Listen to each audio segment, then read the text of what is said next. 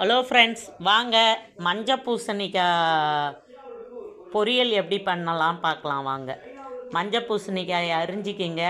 வெங்காயம், தக்காளி, பூண்டு எல்லாத்தையுமே அரிஞ்சு பூண்டை நசுக்கி வச்சுக்கிங்க. வானலை காய வச்சு எண்ணெயை ஊற்றுங்க. எண்ணெயை ஊற்றி கடுகு போடுங்க. கடுகு பொரிஞ்சதும் கொஞ்சம் பெருங்காயத்தூள், கொஞ்சம் மஞ்சத்தூள் போட்டுக்கோங்க. பூண்டை நசுக்கி போட்டுக்குங்க.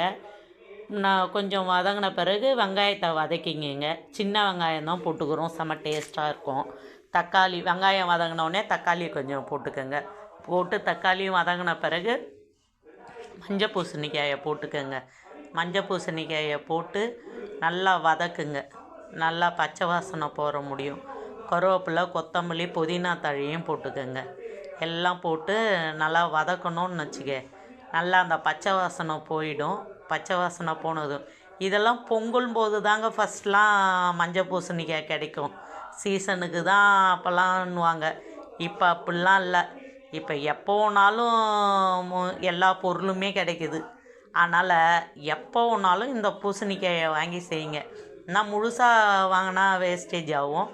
கடைகளில் அறுத்து கேட்டாலே தருவாங்க, 20 ரூபா 30 ரூபாய்க்கு தருவாங்க. நாங்கள் ஒரு 20 ரூபாய்க்கு வாங்கிட்டு வந்தோம். வாங்கிட்டு வந்து இதை அரிஞ்சு அப்பப்போ செய்வோம்.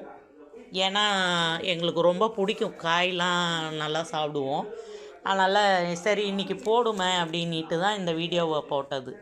அதனால் பூசணிக்காயை வாங்கி மேல் தோலெல்லாம் சீவிட்டு நல்லா குட்டி குட்டியாக அரிஞ்சு நல்லா வதங்கினதுக்கப்புறம் கொஞ்சம் மிளகாத்தூள் போட்டுக்கோங்க.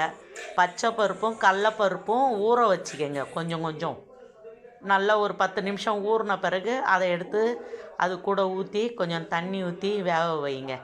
நல்லா வெந்து குழைய ஆகட்டும். குழைய ஆன பிறகு தேங்காய் திருவி போட்டு இறக்கிடலாம். சாப்பிட ரொம்ப டேஸ்ட்டாக இருக்கும். இந்த மசாலா டேஸ்ட்டு வரும். நான் நான்வெஜ்ஜு சாப்பிட மாட்டேன். அதனால் காய்கறி நிறைய சாப்பிடுவேன். நான்வெஜ்ஜு செய்வேன்.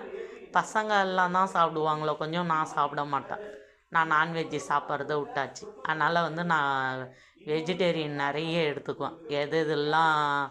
எது சாப்பிட்ணுமோ அதனால் ஒரு நாளைக்கு ஒரு காய் எடுத்துப்போம். அதனால் இன்றைக்கி மஞ்சள் பூசணிக்காய் செஞ்சோம். நீங்களும் மஞ்சள் பூசணிக்காய் செஞ்சு சாப்பிட்டு எப்படி இருக்குதுன்னு சொல்லுங்கள்.